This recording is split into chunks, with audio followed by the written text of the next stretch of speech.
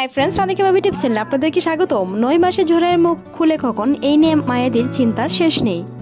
নারী জন্মদানের পরে যেন তার মাতৃত্বের সুখ পায়, এমনকি এটি নিয়ে অনেকে আনন্দিতভাবে খাটিয়ে দেয় প্রায় 10টি মাস। এই নিয়ে আরও একটি চিন্তার বিষয় থাকে, সেটি কি নর্মালি হবে নাকি সিজারিয়ান ডেলিভারি লাগবে। যাদের সিজারিয়ান ডেলিভারির পরিকল্পনা থাকে তাদের বিষয়টা অন্যরকম, কিন্তু যারা নর্মালি নেবার চেষ্টা করে বা নর্মালি নেবার স্বপ্ন আছে তাদের বিষয়টা ভিন্ন হয়ে থাকে।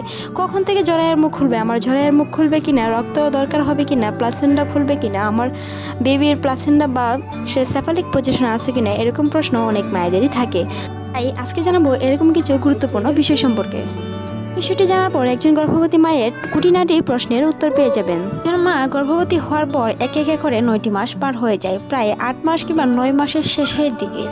অর্থাৎ গর্ভধারণের আপনার যে আলট্রাসাউন্ড রিপোর্টে ডেলিভারির তারিখটি দেওয়া আছে, ওই তারিখ থেকে 15 দিন আগ থেকে যদি আপনার কোমরে হালকা হালকা পিনপিন ব্যথা হয়ে থাকে কিংবা আপনার জরায়ুতে তলপেটে হালকা হালকা ব্যথা হয়ে থাকে, সেই হিসেবে বুঝতে হবে জরায়ের মুখ ডেলিভারির জন্য প্রস্তুতি নিচ্ছে।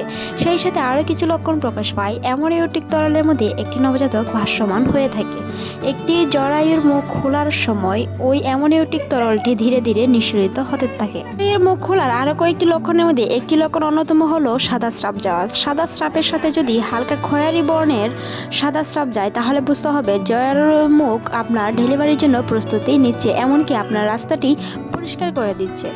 সন্তান ডেলিভারির জন্য যেই রাস্তাটি আপনার জরায়ুর মুখ থলি বা প্লাসেন্ডার দিয়ে যে সন্তানটি বাঁধানো থাকে, সেই সন্তানটি ডেলিভারির সময় আস্তে আস্তে তার মাথা নিচ দিকে আসতে শুরু হয়। এমনকি আপনার ডক্টর যদি আপনার শিশুর পজিশন অন্ততপক্ষে গর্ভ অবস্থার 8 থেকে 10 দিন আগে বলে থাকে নর্মাল ডেলিভারি সম্ভব, আপনার জরায়ুর মুখ খোলার সম্ভাবনা বেশি, এমনকি আপনার বাচ্চার পজিশন সেপারিক হয়ে আছে বা ধরনের ত্রুটি নেই, তাহলে আপনি নর্মালের জন্য চেষ্টা করতে পারেন। তারই মধ্যে জরায়ুর মুখ খোলার আরও কিছু জিনিস প্রকাশ পায়, তারই মধ্যে অন্যতম একটি প্রকাশ হলো ঘুম। ডেলিভারির জন্য সন্তান প্রসবের যে জরায়ুর মুখটি খুলে সেই সময় আপনার ঘুম কম হতে পারে, খাওয়া দাওয়া কম হতে পারে, হাঁটা চলাটা ভারী হতে পারে, পায়ে হালকা ধরনের পানি আসতে পারে। এতে নিয়ে দুশ্চিন্তার কোনো কারণ নেই। একটি কথা জেনে রাখা ভালো, পৃথিবীর সবথেকে বড় শক্তি হচ্ছে মনোবল। নর্মাল ডেলিভারি হোক কিংবা জরায়ুর মুখ খোলার জন্য অপেক্ষা করা হোক, সেটি যদি আপনার মনোবল ঠিক থাকে তাহলেই সম্ভব হবে। মুখ খোলার কিছুদিন আগে সাদা স্রাব যেতে পারে, তরল ধরনের হালকা গন্ধযুক্ত পানি যেতে পারে কিংবা আর তলপেটে হালকা একটু ভারী ভারী অনুভব হতে পারে। বাচ্চার মাথা যখন নিচ দিকে নামতে শুরু করে, তখন ওই জরায়ুর মুখ তাকে নর্মাল ডেলিভারির প্রস্তুতি দিতে হালকা প্রকাশ হয়ে থাকে। সেই সাথে তরল বের হতে থাকে। এতে নিয়ে মায়ের অনেক দুশ্চিন্তা কিংবা ডক্টরের পরামর্শ নিয়ে থাকেন, তাতে নিয়ে দুশ্চিন্তা করার কোনো কারণ নেই। নর্মাল ডেলিভারি কিংবা জরায়ুর মুখ খোলাতে এরকম আহামরির কোনো কিছুই নেই। নর্মাল ডেলিভারি যে শুধু হঠাৎ করে ব্যথা উঠে যায় এরকম কোনো বিষয় নেই। পিন পিন করে ব্যথা হতে পারে, ওই ব্যথাটা 2 থেকে 3 দিন পর্যন্ত স্থায়ী হয়, কারো কারো 1 সপ্তাহের বেশি স্থায়ী হতে পারে।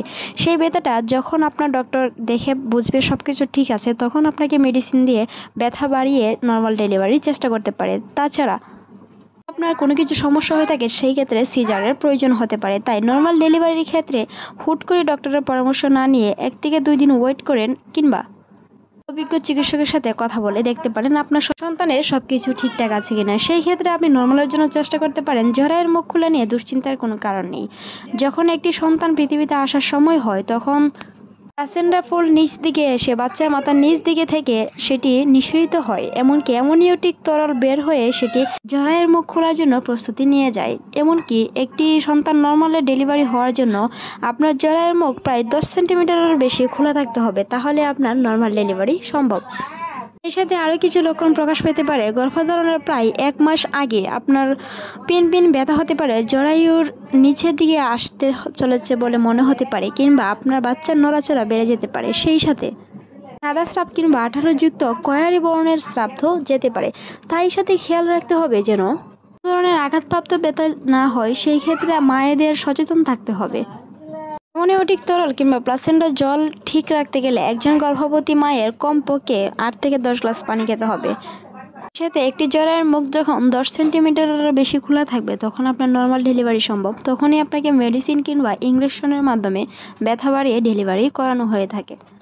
এক্ষেত্রে গর্ভ অবস্থার শেষের 3 মাস অত্যন্ত গুরুত্বপূর্ণ। এমনকি জরায়ুর মুখগুলো খোলার জন্য মায়েদের ধৈর্য রাখতে হবে, মনোবল ঠিক রাখতে হবে।